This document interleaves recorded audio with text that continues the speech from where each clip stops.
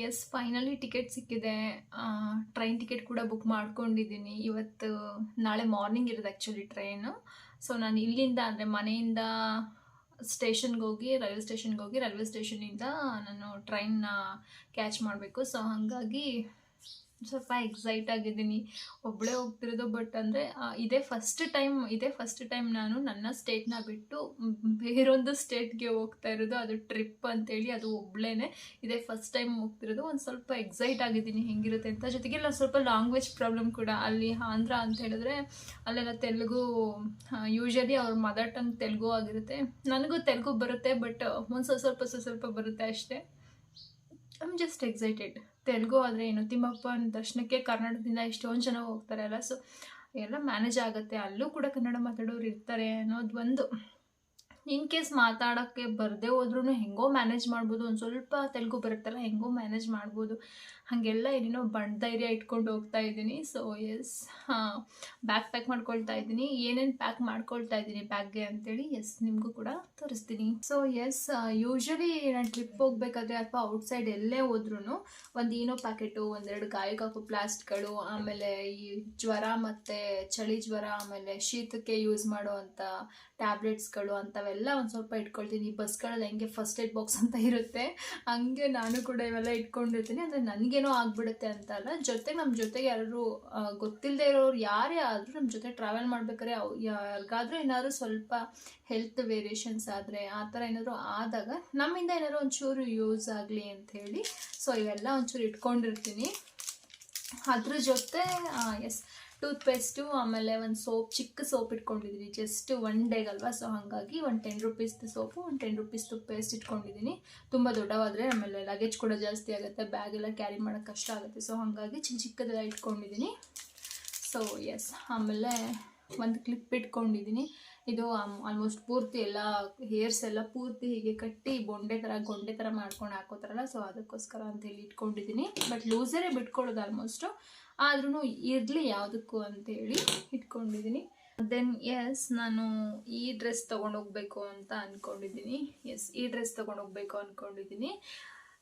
ಈ ಡ್ರೆಸ್ ಬಗ್ಗೆ ನಾನು ಹೇಳಲೇಬೇಕು. ಆ್ಯಕ್ಚುಲಿ ನೆನೆ ಸಂಡೇ, ನೆನೆ ನಮ್ಮ ಅತ್ತೆ ಬಂದಿದ್ದರು.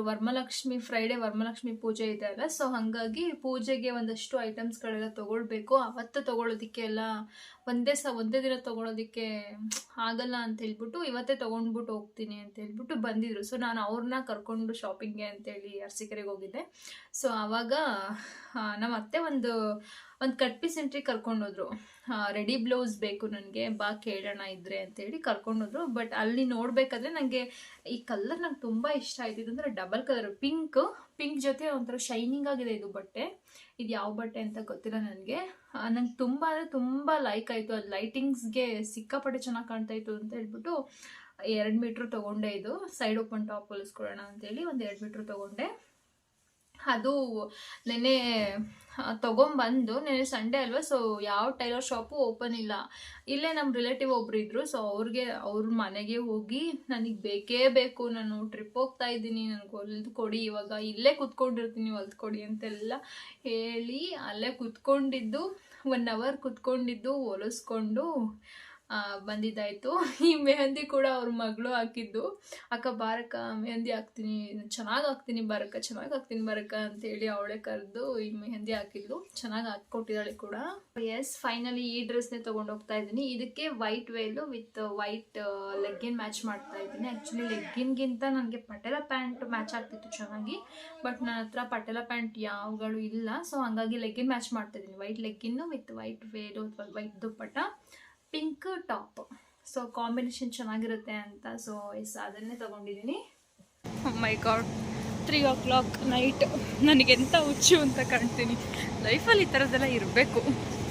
ಸೊ ಫೈನಲಿ ಬ್ಯಾಂಗ್ಳೂರ್ ರೀಚ್ ಆಗಿದ್ದೀನಿ. ಈಗ ಬ್ಯಾಂಗ್ಳೂರ್ ರೈಲ್ವೆ ಸ್ಟೇಷನಿಂದ ಮೆಟ್ರೋ ಸ್ಟೇಷನ್ಗೆ ಹೋಗ್ತಾ ಇದ್ದೀನಿ. ಆ್ಯಕ್ಚುಲಿ SMVTವರೆಗೂ ಹೋಗಬೇಕು ನಾನು. ಸೊ ಹಾಗಾಗಿ ಇವತ್ತು ಬಸ್ ಬೇರೆ ಇಲ್ವಲ್ಲ, ಸೊ ಹಾಗಾಗಿ ಮೆಟ್ರೋ ಯೂಸ್ ಮಾಡ್ಕೊಳ್ತಾ ಇದ್ದೀನಿ.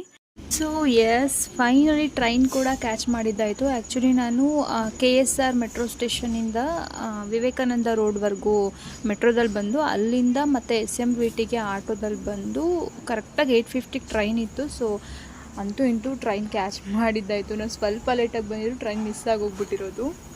ಆ್ಯಕ್ಚುಲಿ ನಾನು ಹೊರಟಿದ್ದು ಮಾರ್ನಿಂಗು 8:50 ಟ್ರೈನ್ಗೆ. ಎವ್ರಿ ಟ್ಯೂಸ್ಡೇ ಹಾಟಿಯಾ ಎಕ್ಸ್‌ಪ್ರೆಸ್ ಅಂತ ಹೇಳಿ ಒಂದು ಕಾಳಹಸ್ತಿವರೆಗೂ ಹೋಗುತ್ತೆ ಈ ಟ್ರೈನು. ಸೊ ಆ ಟ್ರೈನ್ಗೆ ಹೊರಟಿದ್ದು. ಸೊ ಫೈನಲಿ ಹತ್ಕೊಂಡು ಕೂತ್ಕೊಂಡು ಹೊರಟಿದ್ದೀನಿ.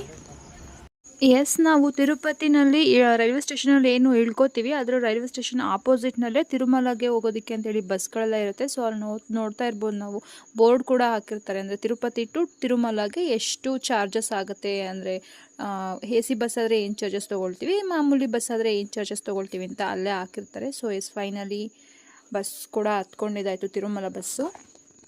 ತಿರುಪತಿ ಟು ತಿರುಮಲಗೆ ಹೋಗುವಂತಹ ರೂಟ್ ಏನಿದೆ ಅದರಲ್ಲಿ ನೇಚರ್ ವ್ಯೂ ಮಾತ್ರ ಮಸ್ತಾಗಿದೆ. ಅಷ್ಟು ಸೂಪರ್ಬ್ ಆಗಿರುವಂತಹ ವ್ಯೂ ಅದು. ಎಲ್ಲ ಕಡೆನೂ ತುಂಬ ಗ್ರೀನರಿ ಆಗಿದೆ, ಬಿಕಾಸ್ ಇದು ರೈನಿ ಸೀಸನ್ ಬೇರೆ ಅಲ್ವಾ. ಸೊ ಹಾಗಾಗಿ ತುಂಬ ಗ್ರೀನ್ ಥರ ಗಿಡಗಳೆಲ್ಲ ತುಂಬ ಸಖತ್ ಮಸ್ತಾಗಿರುವಂತಹ ವ್ಯೂ ಇತ್ತು. ನಾವು ತಿರುಪತಿಯಿಂದ ಹೊರಟು ತಿರುಮಲಗೆ ರೀಚ್ ಆಗೋದಕ್ಕಿಂತ ಮುಂಚೆನೇ, ಅಂದರೆ ಅದೆರಡು ಪಾಯಿಂಟ್ಗಳ ನಡುವೆ ಒಂದು ಚೆಕ್ಕಿಂಗ್ ಪಾಯಿಂಟ್ ಇರುತ್ತೆ. ಸೊ ಅಲ್ಲಿ ನಮ್ಮ ಬ್ಯಾಗ್ಗಳನ್ನೆಲ್ಲ ಚೆಕ್ ಮಾಡ್ತಾರೆ, ಜೊತೆಗೆ ನಮ್ಗಳನ್ನೂ ಕೂಡ ಚೆಕ್ ಮಾಡಿ ಆಮೇಲೆ ನಮ್ಮನ್ನು ಮುಂದೆ ಬಿಡೋದು. ಈ ಚೆಕ್ಕಿಂಗ್ ಪಾಯಿಂಟಲ್ಲಿ ನಾವು ಬಸ್ಸಿಂದ ಇಳಿದು ನಮ್ಮ ಬ್ಯಾಗು, ಅಂದರೆ ನಾವೇನು ಲಗೇಜ್ ತೊಗೊಂಡು ಹೋಗಿರ್ತೀವಿ ಆ ಲಗೇಜು ಮತ್ತು ನಮ್ಮನ್ನು ಪೂರ್ತಿಯಾಗಿ ಸ್ಕ್ಯಾನ್ ಮಾಡಿ, ಮೀನ್ಸ್ ಚೆಕ್ ಮಾಡ್ತಾರೆ. ಅದಾದಮೇಲೆ ನಾವು ರಿಟರ್ನ್ ಬಸ್ಸು ಸ್ವಲ್ಪ ದೂರ ಮುಂದೆ ಹೋಗಿ ನಿಂತಿರುತ್ತೆ, ಅಲ್ಲಿ ಹತ್ಕೋಬೇಕಾಗುತ್ತೆ ರಿಟರ್ನ್ ಬಸ್ನ. ಸೊ ಫೈನಲಿ ತಿರುಪತಿಗೆ ಬಂದು ಇಳ್ಕೊಂಡಿದ್ದಾಯಿತು. ನಾನು ಅಂದ್ಕೊಂಡಷ್ಟು ಚಿಕ್ಕದಾಗಿಲ್ಲ ತಿರುಪತಿ, ಅಂದರೆ ದೊಡ್ಡ ತಿರುಪತಿ ಅಂತ ಎಲ್ಲ ಈ ಕಡೆ ಹೇಳ್ತಾರೆ. ಸೊ ಅದು ಸುಳ್ಳಲ್ಲ, ದೊಡ್ಡ ತಿರುಪತಿ ಅಂತ ಅಷ್ಟು ಇಲ್ಲದೆ ಹೇಳಲ್ಲ. ಸಿಕ್ಕಾಪಟ್ಟೆ ಕ್ರೌಡು, ಅಂದರೆ ತುಂಬ ಜನಗಳು ಜಾಸ್ತಿ ಇದ್ದರು, ಜೊತೆಗೆ ಸಿಕ್ಕಾಪಟ್ಟೆ ದೊಡ್ಡದು. ಆ ಜಾಗನ ಸುತ್ತಾಡಿ ಯಾವ್ಯಾವ ಪ್ಲೇಸ್ಗಳಲ್ಲಿ ಏನೇನಿದೆ ಅಂತ ತಿಳ್ಕೊಳ್ಳೋದಕ್ಕೆ ನನಗೆ ತುಂಬ ಕಷ್ಟ ಆಗೋಯಿತು.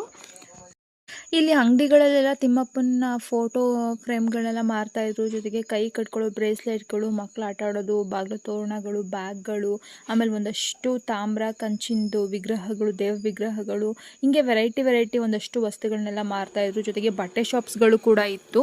ಇಲ್ಲಂತೂ ಏನೇ ತೊಗೊಳ್ತೀವಿ ಅಂತ ಹೇಳಿದ್ರು, ಲಡ್ಡು ಒಂದನ್ನು ಬಿಟ್ಟು ಮಿಕ್ಕಿದ ಏನೇ ವಸ್ತುಗಳನ್ನ ಖರೀದಿ ಮಾಡ್ತೀವಿ ಅಥವಾ ಪರ್ಚೇಸ್ ಮಾಡ್ತೀವಿ ಅಂತ ಹೇಳಿದ್ರು 1 to ಡಬಲ್ ರೇಟ್ಗಳನ್ನ ಹಾಕ್ತಾರೆ. ಸೊ ಇಲ್ಲಿ ನನಗೆ ಅಷ್ಟು ಔಟ್ಸೈಡ್ ಏನಾದ್ರು ತೊಗೋಬೇಕು ಅಂತ ಅನ್ನಿಸ್ಲಿಲ್ಲ, ಬಿಕಾಸ್ ತುಂಬ ಕಾಸ್ಟ್ಲಿ ಆಗಿತ್ತು ರೇಟ್ಗಳೆಲ್ಲನೂ. ಸೊ ಹಾಗಾಗಿ ನಾನಿಲ್ಲಿ ಏನೂ ಕೂಡ ಪರ್ಚೇಸ್ ಮಾಡಲಿಲ್ಲ. ಬಂದಿದ್ದೀನಿ ಅಂತ ಮೆಮೊರಿಗೆ ಕೂಡ ಏನೇನೂ ಪರ್ಚೇಸ್ ಮಾಡಲಿಲ್ಲ, ಬರೀ ಫೋಟೋಗಳಿದೆ ಅದೇ ನೋಡ್ಕೊಳ್ಳೋಣ ಅಂದ್ಕೊಂಡು ಪರ್ಚೇಸಿಂಗ್ ಏನೂ ತೊಗೊಳ್ಲಿಲ್ಲ.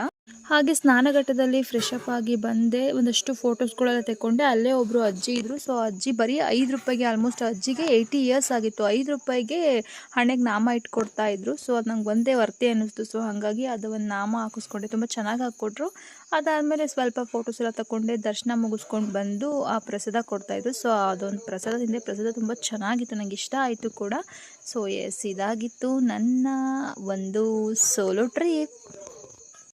ಐ ಹೋಪ್ ನಿಮ್ಗೆ ಈ ವಿಡಿಯೋ ಇಷ್ಟ ಆಗಿದೆ ಅನ್ಕೋತೀನಿ. ಇದೇ ಥರ ಹೊಸ ವಿಡಿಯೋದೊಂದಿಗೆ ಮತ್ತೆ ಬರ್ತೀನಿ. ಅಲ್ಲಿವರೆಗೂ take care, bye, have a good day.